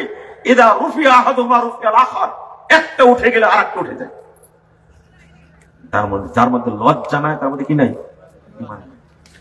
এই যে এই পাশের মহিলাগুলো কথা বলছে আর আমরা শুনতে পাচ্ছি, বলেন তো এদের মধ্যে লজ্জা আছে কিনা? ও দূরের কথা বলে লাভ আছে? আপনি ডায়ুস খুঁজতে খুঁজতে চলে গেলেন কোথায়?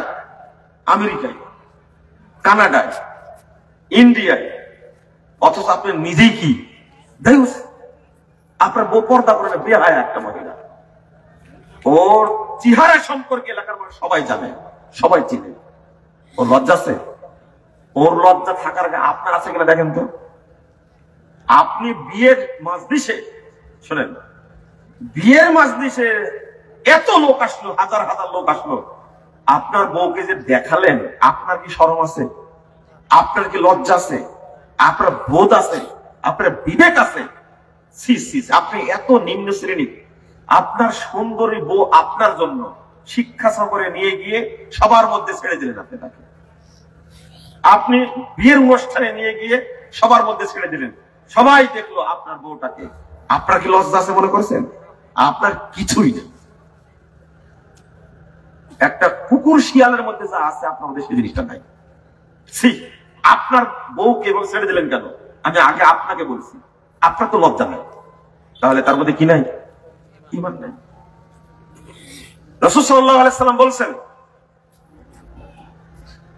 আল হায়া ওয়াল ইউ শুবাতুম মিনাল ঈমান, অল্প কথা বলে যে লজ্জা যে করে সে হলো মুমিন। ওয়াল বাযাউ ওয়াল বায়ানু শুবাতুম মিনান নিফাক, যে ব্যক্তির মুখ খারাপ, মুখ থেকে খারাপ ভাষা বের হয় ও হলো মুনাফিক। আপনি আপনার ওয়াইফকে এমন ভাষা বলে গালি দেন, বলেন যে তুই তালাক, তোর মা তালাক, তোর বোন তালাক, তোর শেষে বলে কি তোর 14 গোষ্ঠী তালাক। আপনি বলেন, এইভাবে বলেন। কতবার তালাক দিয়েছেন আপনার বউকে আপনি হিসাবই জানেন না, তালাকের মাসালাই জানেন না। আপনি ভাই বললেন কেন? আপনার ওয়াইফের সাথে কথা বললে বোঝা যাবে আপনার মুখ কত খারাপ, আর আপনি জানেন আপনার ওয়াইফের মুখ কত খারাপ। একজন বলছে যে ভাই আমার ওয়াইফ, এই বক্তব্য শুনে বলছে আমার ওয়াইফ খুব খারাপ, মুখ দিয়ে এত খারাপ ভাষা বলে আমাকে। আমি বললাম যে তাহলে প্রথম তালাক দেন। তালাক দিলে তো জেলে যেতে হবে। কেন? অনেক টাকা নিয়েছিলাম তো বিয়ের সময়। গালি তো এই জন্যই দেয় আপনাকে, তাই না? আপনি বলেন, আপনি বলেন, যার মুখ থেকে খারাপ ভাষা বের হয় সে মুমিন না মুনাফিক? কত বছর আগে আপনার মধ্যে থেকে ঈমান চলে গেছে, ঈমান নাই আপনার ভিতরে। কত বছর আগে মুনাফিক আপনি, এখন মুনাফিক হতে হতে পাকা মুনাফিক গেছে। আর বক বক করে যারা, বেশি কথা বলে, মান কাসরা কালামুহু কাসরা কিযবুহু, যে বেশি কথা বলে সে বেশি মিথ্যা কথা বলে। আপনি বেশি কথা বলেন মুনাফিক। শুনেন, কেউ না বললে আপনি মুনাফিক মনে করবেন আপনি নিজেকে। আমি বেশি কথা বলে আপনি বেশি বড় মুনাফিক একটা মনে করবেন। আর আপনার মুখ খারাপ, আপনার ড্রাইভারের সাথে এমন ভাষা ব্যবহার করেন। একজন আর্মি বলছে যে আপনি যে বক্তব্য দিচ্ছেন, আমাদের আর্মি অফিসাররা এত খারাপ ভাষা জানে, আর পুলিশের ভাষা নাকি আরো খারাপ। বুঝেন মনে করতেন না?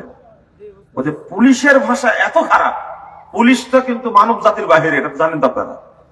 বাংলাদেশের 3টা জাতি আছে, একটা হলো মানব জাতি, একটা হলো জিন জাতি, আর একটা কি পুলিশ জাতি। এর ভাষা তো খারাপ হবে, এটা আপনারা খুব ভালো জানেন, আমরাও কিছু জানি। এত খারাপ ভাষা এরা প্রয়োগ করে, এরা মুমিন না মুনাফিক বলেন তো দেখি?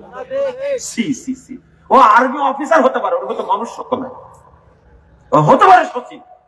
এক ড্রাইভার আমাকে বলছে যে আমার স্যারের মুখ এত খারাপ, তার নরমাল ভাষা হলো শহরে বাচ্চা। কি? আর রিক্সায় যখন চলেন আপনারা জানেন তো, 2 রিক্সা যদি লেগে যায় তাহলে কি বলে?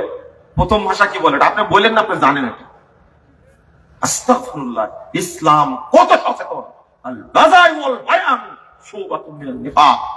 যে অশ্রাব্য ভাষা প্রয়োগ করে সে কি? মুনাফিক। লা হাওলা ওয়ালা কুওয়াতা ইল্লা বিল্লাহ। কেউ না বলুক, যেমন যে ব্যক্তি ফজরের সালাত জামাতে পড়ে না, কেউ যদি না বলে, ও নিজে যেন মনে করে আমি মুনাফিক। ফজরের সালাত যে জামাতে পড়ে না সে কি? মুনাফিক। আমাকে বলতে হবে না, ও নিজেই মুনাফিক। আপনারা যারা ফজরের সালাত পড়েন না জামাতে, মুনাফিক। এটা আল্লাহর নবী বলে গেছেন, আমি বলবো না। এশার সালাত জামাতে যে পড়ে না সে কি? মুনাফিক। যে নামাজ পড়ে জামাতে পড়ে না, আল্লাহ রাসূল বলছেন সে মুনাফিক। আচ্ছা, এইগুলো বললে কি আপনারা মনে কষ্ট পাচ্ছেন? তাজা মুনাফিক। 70 বছর যাবত নামাজ পড়ে জামাতে পড়ে না, ও তো মুনাফিক। ওর জন্য নামাজ পড়ে কোনো কাজই হয় না। এই জন্য তো নামাজ পড়েন চুরি করেন, নামাজ পড়েন মিথ্যা কথা বলেন, নামাজ পড়েন ভূমি অফিসে চাকরি করেন। ভূমি অফিসে চাকরি করেন না আপনি? আপনি বড় দুর্নীতিবাদ। বাংলাদেশে যে যত বড় চোর তাকে বলা হয় তত বড় স্যার। আপনি পাসপোর্ট অফিসে চাকরি করেন, চুরি করেন, আপনি আত্মসাৎ করেন। আল্লাহ নবী কি বলছেন? যে ব্যক্তি চুরি করে সে ব্যক্তি মুমিন না, তো মুনাফিক। যে ব্যক্তি মদখোর, নাউযুবিল্লাহ, এইগুলো আপনি জানেনই না। যে ব্যক্তি নিশা জাতীয় দ্রব্য পান করে, ঈমান এত সম্মানের জিনিস ওর মধ্যে থাকবে? থাকবে? বিড়ি, সিগারেট, জর্দা, গুল, আলাপাতা, মদ, গাঁজা, সোয়ানি, ইয়াবা, ফেনসিডিল, মাদকতা নামে যা আছে, নিশা জাতীয় দ্রব্য যারা পান করে, তাদের মধ্যে ঈমান নাই। ঈমান নাই। নাউযুবিল্লাহ, আস্তাগফিরুল্লাহ। রাসূল সাল্লাল্লাহু আলাইহি ওয়াসাল্লাম বলেছেন, আল খামরু উম্মুল ফাওয়াহিশ। যত অপকর্ম আছে তার মা হলো মাদকতা, নিশা। তার মা হলো নিশা। ওয়া আকবারুল কাবায়ের, যত বড় পাপ আছে তার মধ্যে অন্যতম। শুনেন, মান শারিবাহা, যে ব্যক্তি নিশা জাতীয় দ্রব্য পান করে, ওয়াকালা উম্মিহি ওয়া খালাতিহি ওয়া আম্মাতিহি, ওই ব্যক্তি মায়ের সাথেও জিনা করে, খালার সাথেও জিনা করে, ওই ব্যক্তি ফুফুর সাথেও জিনা করে। আচ্ছা, এত বড় পাপ করা অবস্থায় তার মধ্যে ঈমান থাকার সম্ভাবনা আছে? বেকুবের বয়স 75 বছর, 80 বছর, এখনো মদ খায়। আর বাংলাদেশে যারা অফিসার আছে তারা নাকি মদ না খেলে কথাই বলতে জানে না। বোতল লাগে খুব। আপনার বিড়ি লাগে, তার বোতল লাগে। তবে বিড়ি তাকে বোতল খাওয়া শিখাইছে, তাই না? আগে কেউ বোতল খায় না, বিড়ি খায়। শুরু করে কি দিয়ে? এত বড় জঘন্য কাজ, যে কাজ করলে মায়ের সাথে জিনা করা, খালার সাথে জিনা করা, ফুপুর সাথে জিনা করা সবার পাপ হয়। এই পাপ করার অবস্থায় তার মধ্যে ঈমান থাকে? আপনাকে আমি বুঝাতে পারিনি, আপনি বুঝবেনও না। আল্লাহ রাসূল বলেছেন, ইযা জানাল আবদু খারাজা মিনহুল ঈমান, কেউ যখন জিনা করতে লাগে তখন ঈমান বেরিয়ে যায়। ফাকানা ফাওকা রাসিকা দুল্লাহ, বহু উপরে চলে যায়, ছায়ার মতো হয়ে থাকে। লজ্জা পায়। সি নাউযুবিল্লাহ, আস্তাগফিরুল্লাহ। আল্লাহ রাসূল বলেন, আল আইনানি জিনাহুমান নাযরু, দুই চোখের জিনা হলো দেখা। ওয়াল উযুনানি জিনাহুমাল ইসতিমা, দুই চোখের দুই কানের জিনা হলো শোনা। ওয়াল লিসান জিনাহুল কালাম, মুখের জিনা হলো কথা বলা। ওয়াল ইয়াদু জিনাহাল বাতশ, হাতের জিনা হলো হাত দিয়ে স্পর্শ করা। ওয়ার রিজলু জিনাহাল খুদা, পায়ের জিনা হলো পায়ে হেঁটে যাওয়া। আপনি একটা কনসার্টে গেছেন, 16 ফেব্রুয়ারি কনসার্ট করলেন, কি 16 ডিসেম্বর কনসার্ট করলেন, এরপরে 31 নাইট করলেন, নগ্ন উলঙ্গ মহিলা নিয়ে এসে মঞ্চে দাঁড়িয়ে নাচালেন। আপনি দেখলেন, জেনা করলেন, গানে গান শুনলেন, জেনা করলেন, সেলফি তুললেন, তার সাথে ঘাড়ে হাত দিয়ে আপনি হাতের জেনা করলেন, পায়ের জেনা করে সেখানে গেছেন। আপনি বলেন তো ঈমান আছে কিনা? আপনি মোবাইলে ঢুকলেই উলঙ্গ মহিলার সবার ছবি দেখেন, কি ঈমান আছে? কয়বার ঢুকেন ফেসবুকে দিনে? যদি গুনতে যান কয়েক হাজার বার হবে, তাই না? বলেন তো ঈমান কখন আসলো আপনার মধ্যে? আসছে কি? আজকে ছাত্র ছাত্রী, যুবক যুবতী, নাউযুবিল্লাহ, আস্তাগফিরুল্লাহ, এই যে সামনে আসছে 13 ফেব্রুয়ারি পহেলা ফাল্গুন, 14 ফেব্রুয়ারি লুচ্চা দিবস আসছে, আস্তাগফিরুল্লাহ, নাউযুবিল্লাহ। আপনার ঈমান থাকবে বলে মনে করেন আপনি? না, ঈমান নাই। যারা অপেক্ষায় আছে 14 ফেব্রুয়ারি আসলেই লুচ্চামিতে নেমে যাবে, তাদের ঈমান কি আছে? না। লা হাওলা ওয়ালা কুওয়াতা ইল্লা বিল্লাহ। আমি বলতে চাচ্ছিলাম, আপনি এতদিন যাবত চুরি করেন, চাকরি করছেন 45 বছর যাবত সচিবালয়ে, 45 বছর যাবত আপনি রাষ্ট্রীয় কোষাগারের টাকা খান, মানুষের টাকার ঘুষ খান, আপনার ভিতরে ঈমান আসছে কোনোদিন? না। আমি বলেছি আগে, ঈমান এত সম্মানী, এত মর্যাদাবান, এত স্পর্শকাতর, ছোঁয়া লাগলে ঈমান থাকে না। আমি কয়েকটা হাদিস পড়ি বুঝা দিলাম না? কাস্টমসে চাকরি করে বেকুব, বছরের পর বছর ধরে, ওই যে দেখেন না ছাগল কাণ্ড ধরছে, বুঝেননি? বিচারককে বলছে, পিপিকে বলছে, পিপি সাহেব ছাগলটা কিন্তু এখনো আছে। পত্রিকা দেখেন আপনি, কত নির্লজ্জ, কত বেহায়া। এই বেঈমান হওয়ার কারণে, মুনাফিক হওয়ার কারণে বোধ বুদ্ধি সবই নষ্ট হয়ে গেছে। পুলিশের কথা কেন বললাম? মাত্র কয়েকদিনে 2000 মানুষকে গুলি করে হত্যা করেছে, যারা কিছু মনেই করেনি, কিছু মনে করেনি। শাপলা চত্বরের মতো একটা জায়গায় আলেম উলামার উপরে যেভাবে নির্বিচারে গুলি করেছে, নাউযুবিল্লাহ, আস্তাগফিরুল্লাহ। এরা কি এই দেশের পুলিশ মনে হয়? এরা কি এই দেশে জন্মগ্রহণ করেছে? না, আমার মনে হয় না। এরকম মুসলিমের উপরে এভাবে গুলি করা, এরই পেছনে আলেমদেরকে হত্যা করা, লা হাওলা ওয়ালা কুওয়াতা ইল্লা বিল্লাহ। বলেন, এত বড় অন্যায় করে এরপরে মাথায় টুপি, মুখে দাড়ি, গায়ে পাঞ্জাবি, জুমার দিনে প্রথম কাতারে হুজুর হাজির। মুনাফিক না? মুনাফিক না? আব্দুল্লাহ বিন উবাইয়ের চেয়ে বড় মুনাফিক হোক। আব্দুল্লাহ বিন উবাই 7-8 বছরের মুনাফিক ছিল, আর এই কত বছরের? 60 বছরের, 75 বছরের মুনাফিক। বুঝেননি?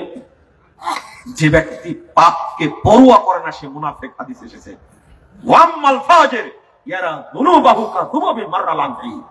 সহিহ বুখারী হাদিস, যে পাপকে পরোয়া করে না, সেও কি? মুনাফিক। আচ্ছা, এত আলোচনা শুনে বুঝাতে চাইলাম আপনাদের, এই আলোচনা শুনে বুঝলেন যে আমরা কেউ মুমিন আছি এখানে? আল্লাহ যেন আমাদেরকে মুমিন করে মৃত্যু দান করে। ওই যে এক ভাই দোয়া চাইলেন, হার্টের সমস্যা, যেখানে মরি না কেন সেখানে যেন ঈমানের সাথে মরি। দোয়াটা খুব সুন্দর দোয়া, খুব সুন্দর দোয়া, খুব সুন্দর দোয়া। আর আমি ওই দোয়াটাই করে দিচ্ছি আপনাদেরকে, মুখস্থ করে নেবেন। আল্লাহ তুমি আমাকে এমন ঈমান দাও যেন কখনো নষ্ট না হয়। আল্লাহ তুমি আমাদের কবুল করো, আমিন। বারাকাল্লাহু ফিকুম ওয়া জাযাকুমুল্লাহ খাইরান। আপনারা এতক্ষণ আলোচনা শুনলেন, রাগও করলেন মনে হয়। প্রশ্ন আছে? আরো প্রশ্ন? কোরআন তেলাওয়াত শেষে সাদাকাল্লাহ বলার বিধান কি? আপনি 2 পারা কোরআন পড়লেন, পরে সাদাকাল্লাহ বললেন, বলা মাত্রই যা পড়েছিলেন সব বাতিল। এর নাম সাদাকাল্লাহ। কারণ দেখেন, আপনি সঠিকটা বুঝেন। এই প্রশ্ন কিন্তু আমি করিনি, আপনারা করছেন, ভাগ করেন না। একজন মানুষ কোরআন খতম করলো, 30 পারা পড়ে শেষ করলো, পড়ার পরে বলছে সাদাকাল্লাহুল আযীম ওয়া সাদাকা রাসূলুহুন নাবিয়্যুল কারীম ওয়া নাহনু আলা যালিকা মিনাশ শাহিদিন। বলতে বলতে আরো অনেক লম্বা দোয়া পড়ে ফেললো। যা পড়া মাত্রই সব নেকির গোষ্ঠী শেষ। কারণ ওইটা হলো শয়তানি আমল, আর কোরআন পড়াটা কি? সুন্নতি আমল। শুনেন, সাদাকাল্লাহ বলা বিদআত, আমি বলিনি বিদআত। এই বর্তমান পৃথিবীর বড় বড় মুহাদ্দিস তারা বলছেন, ইমাম ইবনে বাজ রাহিমাহুল্লাহ বলছেন কোরআন তেলাওয়াতের পরে সাদাকাল্লাহ বলা বিদআত।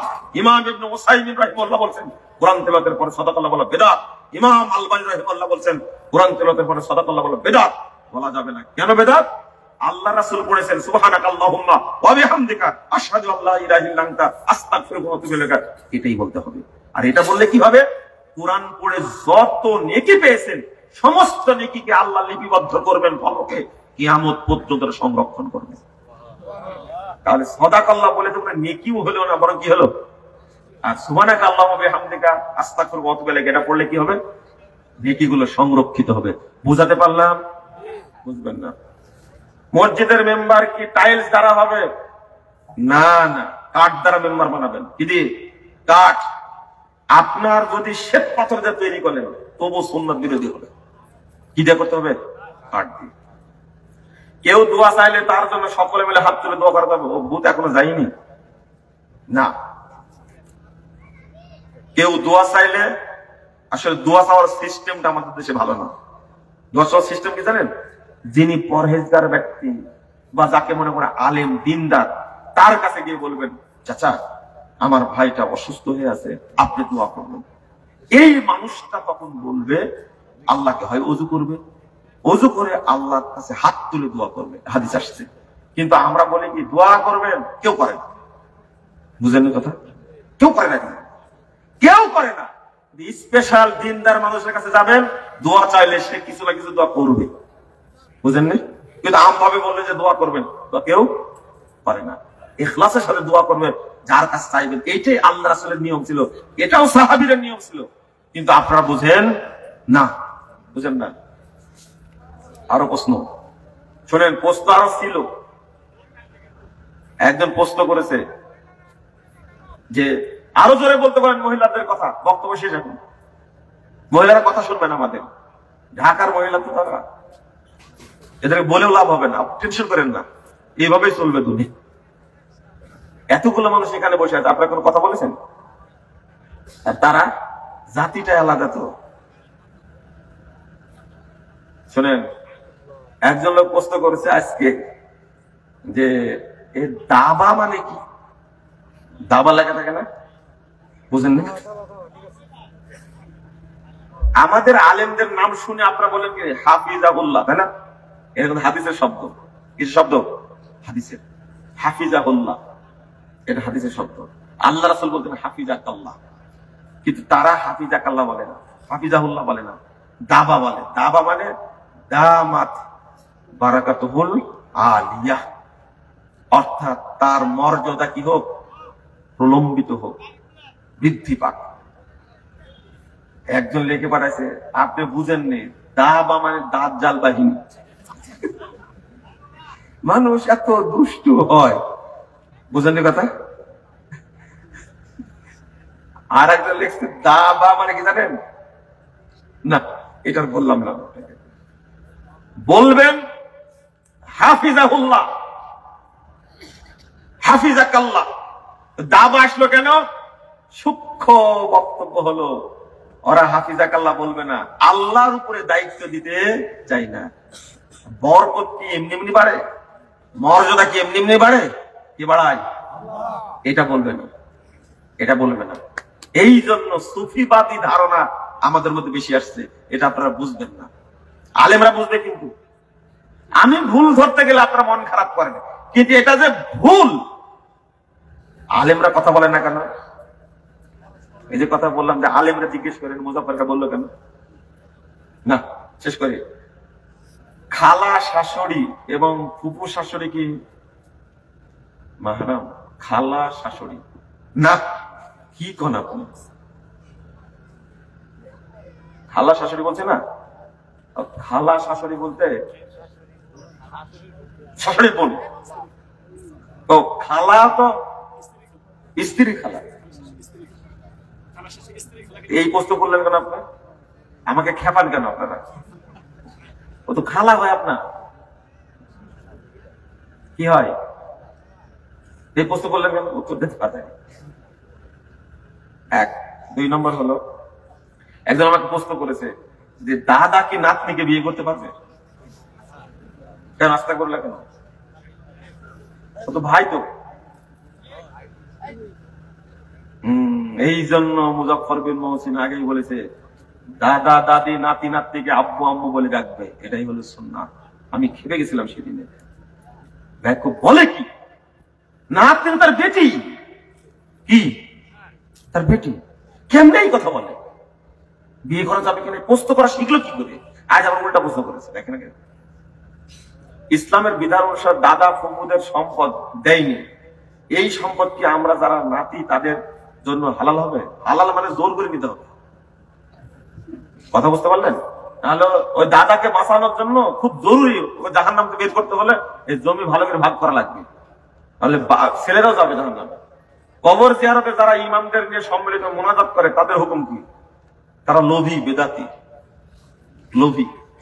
আল্লাহ এদেরকে কাঠ দিয়ে বানাইছে, এরা কোনোদিন শুনবে না কোরআন হাদিসের কথা। যে সকল অনুষ্ঠানে মহিলা পুরুষ একত্রে বসে সেখানে খাওয়া যাবে কি?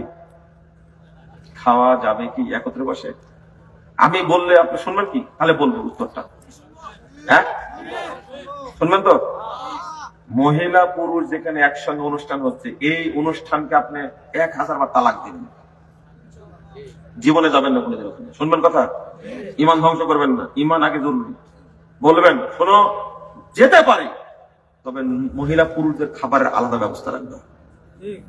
কিন্তু ব্যবস্থা রাখলে কি হবে, আপনার বন্ধুর বউ এমন ন্যাংটা হয়ে আসছে, ওর দিকে তাকাতেই হবে, তখন কি হবে?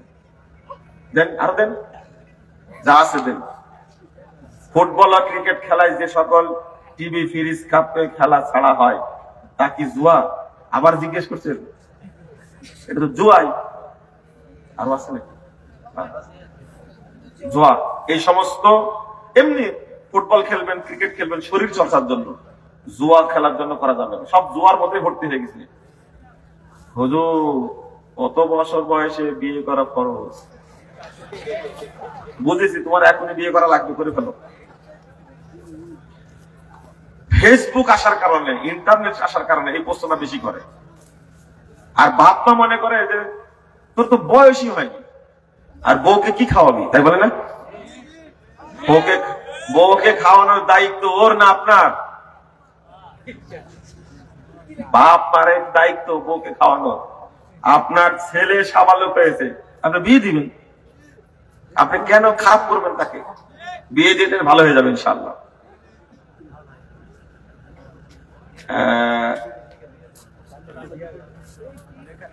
সমাজ সেবিকা, ও উনি টাকা দান করেছেন তাই না? আচ্ছা, 5,000 টাকা দিয়েছেন, কিসে? মসজিদে? বারাকাল্লাহ ফিক, 5,000 দিয়েছেন, জাযাকুমুল্লাহ খায়রান। জি, দোয়া করে দিছি, আল্লাহ যেন কবুল করে।